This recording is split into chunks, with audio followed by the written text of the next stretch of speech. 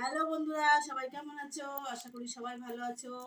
তো আজকে সবাইকে জানাই, বন্ধুদের তোমাদেরকে সবাইকে জানাই শুভ নববর্ষ শুভেচ্ছা, প্রীতি শুভেচ্ছা।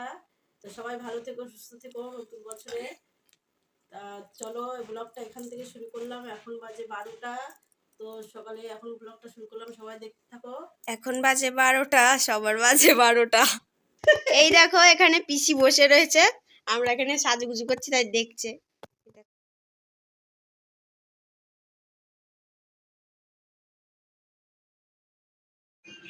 তো দেখো এখানে কমলি শাক ভাজা করেছি, কমলি শাক ভাজা হয়ে গেছে, নামিয়ে নিচ্ছি। তো ভাজা করেছি কমলি শাক ভাজা, আর এদিকে মাংস করব, মাংস আলু কটা ভেজে নিচ্ছি। তো মাংস আলু কটা বড় বড় করে কেটেছি, কেটে নিয়ে ভেজে নিচ্ছি, আর এদিকে মাংস কষিয়ে নিচ্ছি। তারপর দেখো মাংস প্রেসারেও দিয়ে দিয়েছি। আর আজকে মেয়ে পুজো দিচ্ছে, আমার দেরি হয়ে গেছে, যার জন্যে মেয়েকে বললাম পুজো দিয়ে দিতে। তো মেয়ে পুজো দিচ্ছে।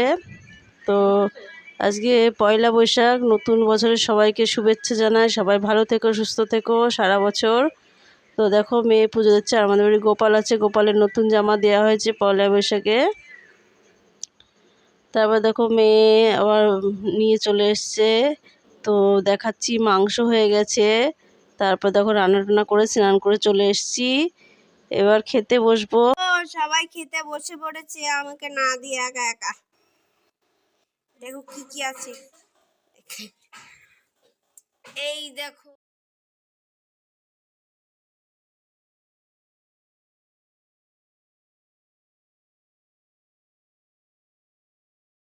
তো দেখো সন্ধ্যাবেলায় চা আর মুড়ি খেয়ে নিচ্ছি, ভাজা মুড়ি পেঁয়াজ টিয়াজ দিয়ে মাখা হয়েছে মুড়ি ভাজা।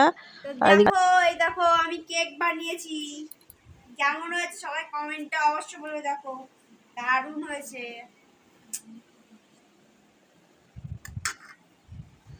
তো দেখো কেক বানিয়েছে, কেকটা কত সফট হয়েছে, নরম হয়েছে। তো তোমরা কমেন্ট করে বলবে। আমি তো খাচ্ছি, খেতে তো খুবই সুস্বাদু হয়েছে। তো ভিডিওটা এখানে শেষ করছি। ভিডিওটা ভালো লাগলে অবশ্যই সাবস্ক্রাইব করবে, লাইক করবে, কমেন্ট করবে। বাই।